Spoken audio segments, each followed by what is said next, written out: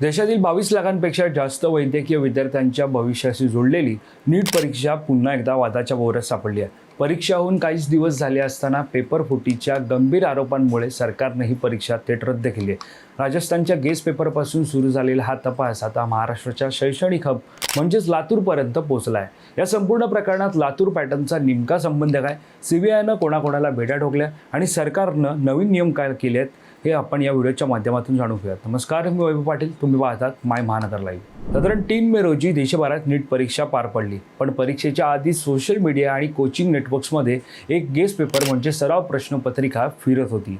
राजस्थानच्या special operation ग्रुपला प्राथमिक तपासात आढळले या गेस पेपरमधील 400 प्रश्नांपैकी तब्बल 100 ते 120 प्रश्न, विशेषतः केमिस्ट्री आणि बायोलॉजीचे प्रश्न हुबेहूब मुख्य नीट परीक्षेत आले होते। म्हणजेच परीक्षा सुरू होण्याच्या 3 दिवस आधीच म्हणजे 30 एप्रिलला हा पेपर लीक झाला होता। हा पेपर केरळ, उत्तराखंड ते राजस्थानच्या हिसारपर्यंत पोहोचला होता। या प्रकारामुळे नॅशनल टेस्टिंग एजन्सीने तात्काळ परीक्षा रद्द करून संपूर्ण तपास सीबीआयकडे सुपूर्द केला। सीबीआयनं गुन्हा दाखल करताच देशभरातून 14हून अधिक ठिकाणी छापे टाकण्यात आले। या रॅकेटचा मुख्य सूत्रधार म्हणून प्राध्यापक पी.व्ही. कुलकर्णी यांना सीबीआयनं पुण्यातून अटक केली आहे। कुलकर्णी हे लातूरच्या एका नामांकित कॉलेजमधून निवृत्त झाले असून ते पूर्वी NTA केमिस्ट्री पेपर सेट करणाऱ्या कमिटीचे सदस्य होते। सीबीआयच्या दाव्यानुसार कुलकर्णी यांनी त्यांच्या पुणे येथील निवासस्थानी काही निवडक विद्यार्थ्यांचे स्पेशल कोचिंग क्लासेस घेतले होते। तिथे त्यांनी परीक्षेचे प्रश्न आणि उत्तरे लिहून दिली होती, जी मुख्य पेपरशी 100% मॅच झाली। कुलकर्णी यांच्या व्यतिरिक्त सीबीआयनं मनीषा वाघमारे आणि आयुर्वेद डॉक्टर असणाऱ्या धनंजय लोखंडे यांनाही अटक केली आहे। याशिवाय राजस्थान आणि इतर राज्यातून 20हून अधिक मध्यस्थांना ताब्यात घेण्यात आलं आहे। आता चर्चा सुरू आहे ती लातूर पॅटर्नची। आता ते काय ते समजून घेऊया। लातूर हे महाराष्ट्रातील स्पर्धा परीक्षा आणि विशेषतः वैद्यकीय प्रवेश परीक्षांचे म्हणजे नीट आणि JEEचे मोठे हब मानले जाते।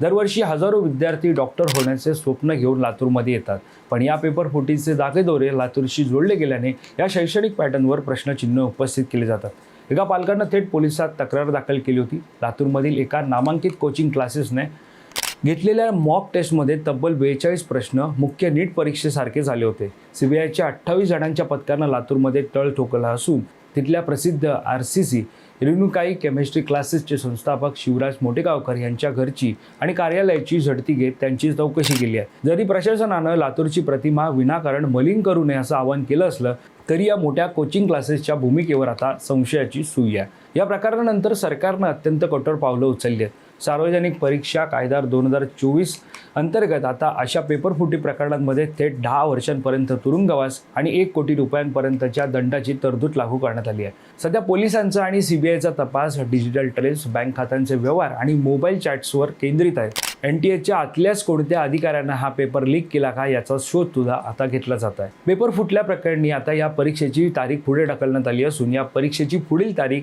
रविवार 21 जून 2026 ही निश्चित करण्यात आली आहे। ही परीक्षा पूर्वीप्रमाणेच ऑफलाईन पद्धतीनं देशभरात घेतली जाणार आहे। यासाठी विद्यार्थ्यांना कोणतेही अतिरिक्त शुल्क भरावे लागणार नाही आणि नवीन प्रवेशपत्र परीक्षेच्या काही दिवस आधी अधिकृत वेबसाईटवर जारी केले जाणार आहे। या प्रकरणाचा तपास राजस्थान पोलिसांकडून आता सीबीआयकडे सोपवण्यात आला आहे। संपूर्ण देशात किमान 40हून अधिक लोकांचं रॅकेट असल्याचं बोललं जात आहे। संपूर्ण देशभरातून अनेक जण या रॅकेटमध्ये सक्रिय असून आतापर्यंत 8 मुख्य आरोपींना सीबीआयनं अधिकृतपणे अटक केल्याची माहिती समोर येते। आता कोणत्या राज्यातून किती जणांना अटक केली आहे समजून घेऊया। महाराष्ट्रातून किती जणांना अटक केली आहे ते पाहूया। शुभम खैरनार वय 30 हा नाशिक नांदगाव येथे राहणारा रहिवासी असून हा BAMSचा विद्यार्थी असून याने पुण्याच्या एका मध्यस्थाकडून 10 लाखात गेस पेपर म्हणजे सराव प्रश्नपत्रिका घेतली होती आणि तो पुढे 15 लाखात हरियाणातील खरेदीदाराला विकल्याचा आरोप आहे। मनीषा वाघमारे या पुण्यातील असून ब्युटी सलून चालक असलेल्या महिलेचा संबंध पेपर वितरणाच्या साखळीशी असल्याचं तपासात समोर आलं आहे। यानंतर डॉक्टर धनंजय लोखंडे हे व्यवसायानं आयुर्वेदिक डॉक्टर असून महाराष्ट्रातील पेपर लीक नेटवर्कमध्ये त्यांचा सहभाग असल्याचा संशयावरून सीबीआयनं त्यांना ताब्यात घेतला आहे। यानंतर दुसरं राज्य राजस्थान। दिनेश बिवल, मांगीलाल बिवल आणि विकास बिवल यांना जयपूरमधील एकाच कुटुंबातील या तिघांना सीबीआयनं अटक केली आहे। मांगीलालचा मुलगा विकास याने परीक्षा दिली होती। परीक्षा सुरू होण्यापूर्वी 29 एप्रिल रोजी गेस पेपर या कुटुंबापर्यंत पोहोचला होता। करिअर काउन्सिलर राकेश कुमार या प्रकरणातील एक मुख्य सूत्रधार मानला जाणारा राकेश कुमार याला देहरादूनमधून अटक करण्यात आली आहे। त्याच्याकडे केरळमधून 410 प्रश्नांचा संच आला होता, ज्यामध्ये मुख्य परीक्षेचे प्रश्न हुबेहूब मॅच झाले होते, जे त्याने विद्यार्थ्यांना 30,000 ते 5 लाखांपर्यंत विकल्याचा त्याच्यावर आरोप आहे। यानंतर तिसरं राज्य हरियाणा। हरियाणातील यश यादव याने नाशिकच्या शुभम खैरनारकडून मसुदा मिळवून तो जयपूरच्या बिवल कुटुंबाला पोहोचवल्याचा त्याच्यावर आरोप आहे. चौथं राज्य बिहारच्या राजगीर आणि पाटणा भागातून वाहन तपासणी दरम्यान संशयित MBBS विद्यार्थी आणि काही मध्यस्थांना मोठ्या रोकडसह आणि अनेक विद्यार्थ्यांच्या प्रवेशपत्रांसह बिहार पोलिसांनी सुरुवातीला ताब्यात घेतला.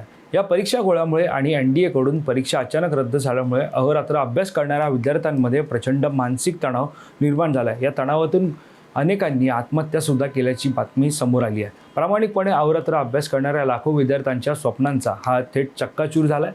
पेपर लीक करणाऱ्या अशा टोळ्यांना कडक शिक्षा झालीच पाहिजे, ही सर्व पालकांची आणि विद्यार्थ्यांची मागणी आहे. वारंवार होणाऱ्या या नीट पेपर फुटीबद्दल तुम्हाला काय वाटतं हे आम्हाला कमेंट करून नक्की कळवा. आणि या संदर्भातली अधिकची माहिती जाणून घेण्यासाठी तुम्ही माय महानगर लाईव्हला सबस्क्राईब करायला विसरू नका. धन्यवाद.